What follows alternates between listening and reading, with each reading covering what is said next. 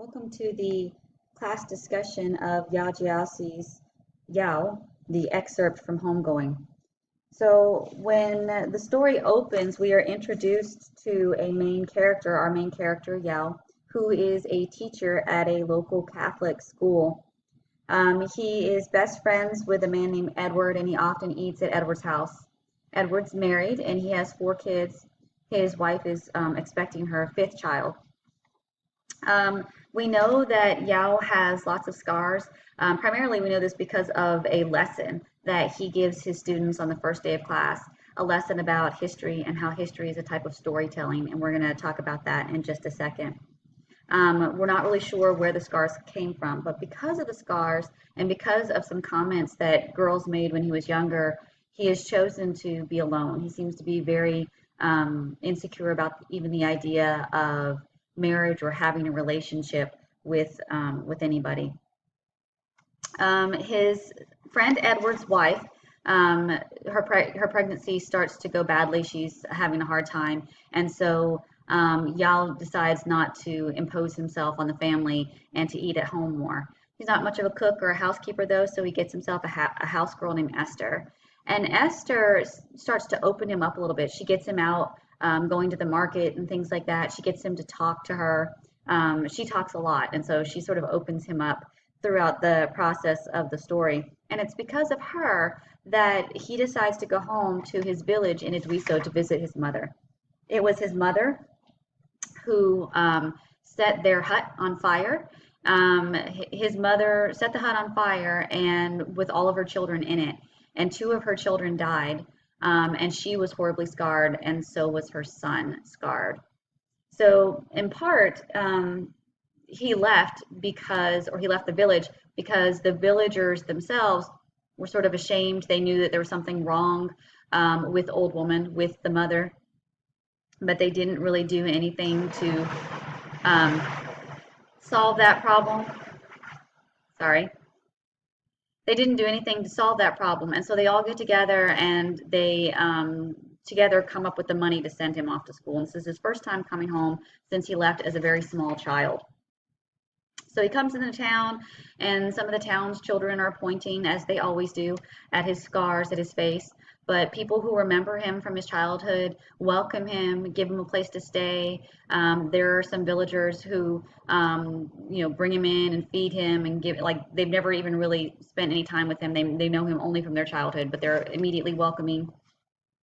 And then he goes to visit his mother. His mother touches his face and tells him that he needs to let go of his anger and let himself be free of his anger. And he cries and she cries, and that's kind of the end of the story. So it's this beautiful kind of story, and it fits into our discussion of post-colonial literature because it has all of these elements. So let's begin at the beginning, reviewing these elements. Let's talk about resistant descriptions. A couple of things. One of the ways that Africans are sometimes stereotyped is that they're sort of uneducated. And here there's a lot of emphasis on education, people going to university, young children going to private schools, etc. Another stereotype is that tribal people are savage. And here, Yao goes to his home in Idwiso, and they immediately welcome him, come into our home, let us make you food, stay here. All of this is resistant description. The appropriation of the colonizer's language. The discussion of language in general is really interesting in this story. So when Yao starts working as a teacher, he says at one point that he doesn't even want to teach in English. Hold on one second, find out passage. When Yao had first gotten the post, this is on page 3, he had argued with the headmaster that he should be able to teach the boys regional tongues, but the headmaster had laughed at him. Yao knew it was a foolish hope. There were too many languages to even try. So he's using English, and in some ways, by using English, he creates a sense of unity. Everybody can speak the language, but at the same time, all of their cultural languages are sort of left to fade away. If you've ever studied a language before, somebody may have used the phrase, if you don't use it, you lose it. And so here are all these kids kind of losing their cultural language. So this discussion of the colonizer's language is interesting here. And then later, when Esther comes to live in his home, he tells her that she doesn't need to speak English, that he can speak her cultural language, her tribal language, that they can speak Twi. And so there's this interesting discussion of language, both as a form of power and empowerment. In terms of reworking the colonial art form, there are a couple of things. One, the discussion of myth within the narrative is kind of an interesting way of reworking that colonial art form. The other thing that's kind of interesting is what I mentioned in the last lesson, the way in which the novel Homegoing as a whole is designed, with each odd chapter being set in Africa and each even chapter being set in the New World, and how after two chapters, after the first two chapters, there's a jump in generation, and then the next two, there's another jump, and so on and so forth.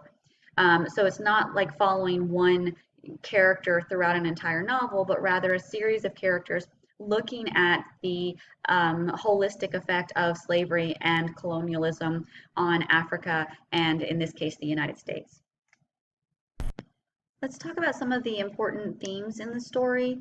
One of the really important themes is this idea of white education equaling power. So at the very beginning of the story, Yao talks about how getting a white Christian education through these sort of colonial schools. The story takes place in the early 1950s, right before Ghana gets its independence.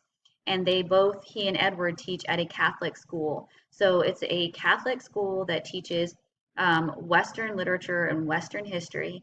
And he says at one point that by studying this Western culture, you empower the Western power rather than empowering the Ghanaian people. He says, this is on page 2, if we go to the white man's school, we just learn the way the white man wants us to learn. We will come back and build the country the white man wants us to build, one that continues to serve them, and we will never be free. And this concept of education, particularly white Western education, being associated with power, continues throughout the story. For example, when Esther comes, or even before Esther comes to live with him, let's talk about him in front of the students. He feels very insecure in front of people. His scars make him feel like an outsider. He often hides within his home. But when he stands in front of the classroom as a teacher, all of that kind of goes away. And from the lesson that gets shared at the very beginning, where he talks to his students, you can see that he seems to be a very impassioned, passionate kind of teacher that gets attention from his students. And on page 7, the author writes, at the front of the classroom, he was not himself. He was a performer in the tradition of village dancers and storytellers. At home, he was who he really was, shy and lonely, angry and embarrassed. So as a teacher, as an administrator of that white Western education, he is empowered. But outside of that, when he is engaging in sort of normal everyday behavior with Ghanaian citizens, he feels disempowered, he feels other. And then when Esther comes to live with him, he notices that she seems very nervous around him. So she starts to speak with him in English. She says, my sister say you are teacher, so I must speak English. And he says, we don't have to speak English. We hear enough English as it is. And she immediately relaxes, like all throughout her body, he can see her relax. And the author writes, Yaw realized that it was not his scar that had terrified her, but rather the problem of language, a marker of her education, her class, compared with his. She had been terrified that for the teacher of the white book, she would have to speak the white tongue. So you can see here how education, particularly white education, is associated with power, and that's a colonial concern. Okay. Another really interesting theme here, one that I really like, is the concept of history. So he's talking to his students and he asks them, he says, all right, tell me the story of how I got my scar. And a lot of the students start talking. A couple of them raise their hands and they say, I heard this. And another one will say, I heard that. And I heard this. And I heard that. And he says, you see the problem here. What is the problem? Why don't we all have the same story? And one child raises his hand and says, we cannot possibly know how you got your scar because we were not there. And so Yao starts to talk about how history is a form of storytelling. At the top of page 5, he says, "This is the problem of history. We cannot know that which we were not there to see and hear and experience for ourselves. We must rely on the words of others. Those who were there in the olden days, they told the stories to the children so that the children would know, so that the children would tell stories to their children, and so on and so on. But now we come to the problem of conflicting stories. Whose story do we believe? We believe the one who has the power. He is the one who gets to write the story. So when you study history, you must always ask yourself, whose story am I missing? Whose voice was suppressed so that this voice could come forth? Once you have figured that out, you must find that story too. From there, we can begin to get a clearer picture, let it get a clearer yet still imperfect picture. And this goes hand in hand with the trial of Thomas Builds the Fire, this concept that the people in power tell the story, and they often tell stories from their own point of view. And the story of oppressed people gets lost or repressed, especially when that story makes the dominant power look bad. So often we don't hear about early Native American history. We don't hear about Japanese concentration camps. We don't really talk a whole lot about the history, the continued history of slavery in America, because those make the people in power look bad. So we hide those, and we only get this vague understanding of history until we start looking at the stories of oppressed people. Stories of those who grew up in poverty, stories written by people of color, stories written by women. And when we listen to all of these stories together, we get a clearer but still imperfect view of history. There are also some really interesting symbols in the story that kind of help us understand some of these themes.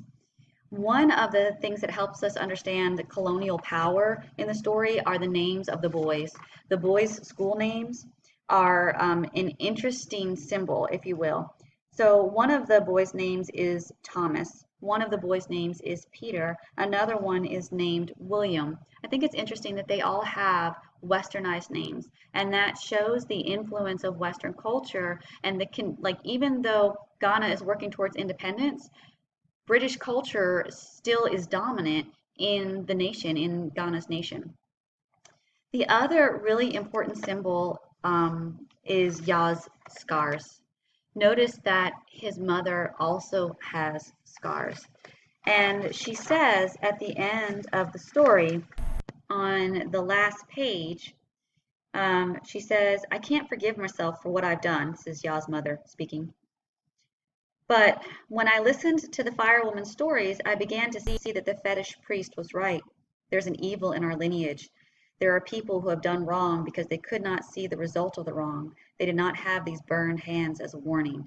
So the burns on Yah's face are inherited in part from his mother and from his lineage. So Yah's mother is a part of a tribe that actually invaded other tribes and would sell captured Africans to Europeans. So we know that historically many African tribes did this without a real understanding of generational racial slavery. They would invade other tribes, capture the young people of an opposing tribe, and then sell them to Europeans. So Yao's not Yao's mother, but Yao's lineage has this history, and this scars that they have is a symbol of the evils of the past. On the last page, Yao's mother said, "What I know now, my son, evil begets evil. It grows, it transmutes, so that sometimes you cannot see that the evil in the world began as the evil in your own home." And so, in some ways, she's talking about the evil of the history of slavery, and in part also the evil of the history of colonialism, because slavery was a colonial practice. So this concludes our lesson on the excerpt from Homegoing. What you'll want to do now is complete the Homegoing quiz.